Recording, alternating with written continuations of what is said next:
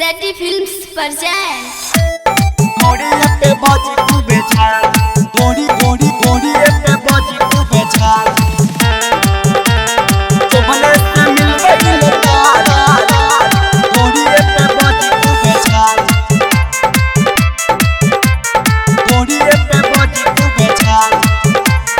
लहंगा और चोली पहिर के बहू खाइल बा लहंगा और चोली पहिर के बहू खाइल बा मेकअप के सामान संगे देखल के आइल बा मेकअप के सामान संग देखल के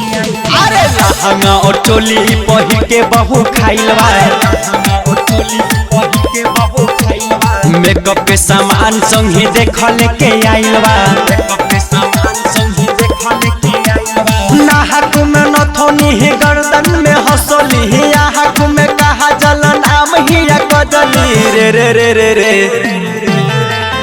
देखी जो बने से मिल गईल ताल की ढोरी पे बजी खूबे झाल देखी जो बने से मिल गईल ताल की ढोरी पे बजी खूबे झाल लहंगा और चोली पहिर के बहू खाइल बा लहंगा और चोली पहिर के बहू खाइल बा मेकअप के सामान संगे देखल के आइल बा मेकअप के सामान संग देखल के आइल बा गोरी पे बाजी तू बेचार गोरी पे बाजी तू बेचार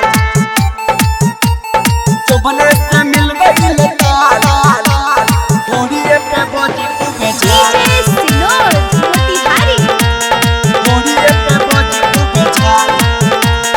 रिकॉर्डिंग बाय सेटी फिल्म सीतामढ़ी गोरी पे बाजी तू बेचार टमाटर नियन एकर गाल हवे लूट बाराती भाई माल हवे टमाटर नियन एकर गाल हवे लूट देहाती भाई माल हवे अखिया सारा भी लागे होठी गुलाबी लागे चाटल जवानी के लसा देखी जो बने से मिल गईल ताल की ढोरी पे बजी खूबे झाल देखी जो बने से मिल गईल ताल की ढोरी पे बजी खूबे झाल लहंगा और चोली पहिर के बहू खाइल बा लहंगा और चोली पहिर के बहू खाइल बा मेकअप के सामान संगे देखल के आइल बा मेकअप के सामान संग देखल के आइल बा गोरी पे बाजी तू बेचार गोरी पे बाजी तू बेचार तो भले से मिल गई गोरी पे बाजी तू बेचार डीजे सिनोर मोतिहारी गोरी पे बाजी तू बेचार